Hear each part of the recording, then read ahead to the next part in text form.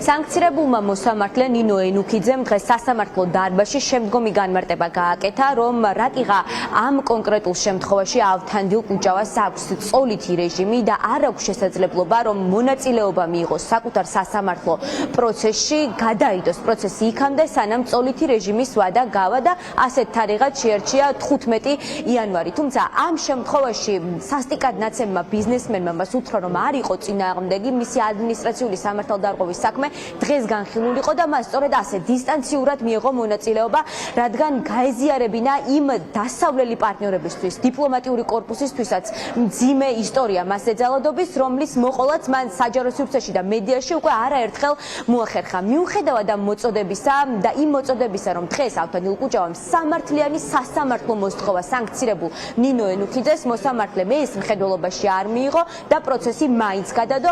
ერთადერთი რაც დღეს მოახერხა და სასტიკად ნაცემმა ბიზნესმენმა სასამართლო დარბაზში თქვა, არის ის, რომ მის წინააღმდეგ სასტიკი ანგარიშწორება განხორციელდა და მას ძალიან ბევრი აქვს სალაპარაკო, მათ შორის იმ ცრუ მოწმე პოლიციელებზეც, რომლებიც მის საქმეზე ჩვენების მისაცემად არიან დაბარებულები.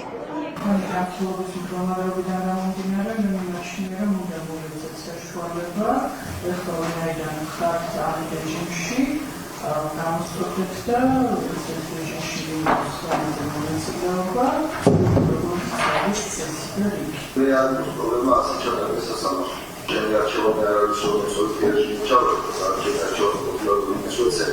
Una soluție. Deci da, am și mai bine să fac. Da, de ce și la din sama că să mă serio. Ideea că trebuie să fac cu scrie. Ideea că să salva tu mai bine da un și nu să fac algo.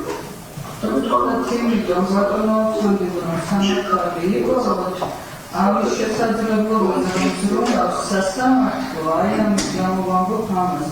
თქვენ ახლა ისეთი ინტერპრეტაციას უკეთებთ, ცოტა უხერხულს. თქვენი პოლიციელებთან დაკავშირებით მე ვერაფერს ვერ გეტყვით ამ კონკრეტულ შემთხვევაში იმება სამართალდარღვევის საქმე თქვენს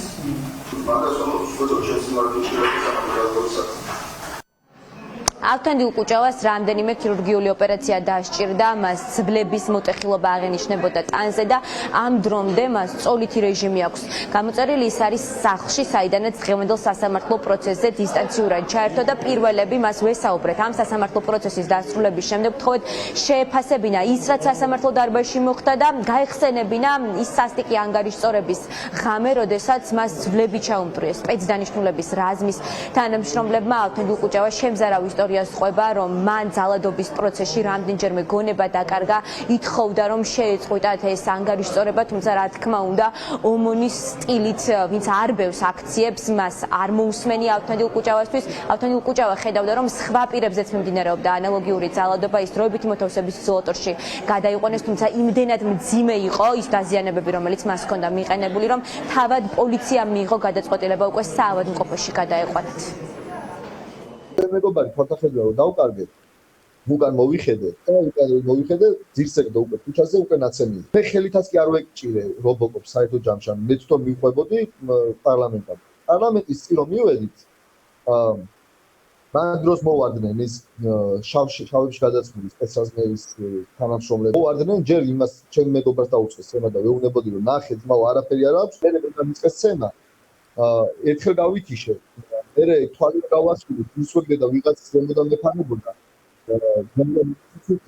მე მაგას თვალი გავახილე წინ ბატინკი მოფრინავდა ჩემი სახისკენ მეორეჯერ გავითიშე მესამეჯერ რომ გავახილე თვალები ჯებირთან ვეგდე უკვე და თავრუ მეხვეოდა ხელფეხს ვეგზნობდი ვიღაცამ ჩამოიერა და წიხლი დამიმატა და მეორე ვითომ რომ აყენებდა ჩამიტეხა ზედამხრის მოტეხილობა მაქვს ხელი თურმე გემატობები მქონია თავზე წინ შუბლზე და უკან და 18 დღეა უკვე წევა გედედეს თანამშრომლები როგორც ვთქვები იმიტომ რომ ეგენი არიან მარტო იდენტიფიკაციის გარეშე ხალისმაზე რო არ დაიშალეთო თუ ხალისმა რო იყო მაგას საერთოდ არ ვიყავი მან თუ მე ვარ კრიმინალი მე დაწოლიძეს უნდა გამასამართლო თუ მე უდანაშაულო ვარ მაშინ დაწოლიძეს უნდა მითხრა უდანაშაული ხარ მორალური ის სიმშვიდე ნამდვილად არ არის ის რომ მოდი ახლა წევხარ იმდენ ისე ხარ ნაცემი და გათიშული და მოდი ფეხზე რომ დადგები მე გაგასამართლო. მნიშვნელოვანია თვითონ დიპლომატებმა პირველ წყაროდან მიიღონ ინფორმაცია.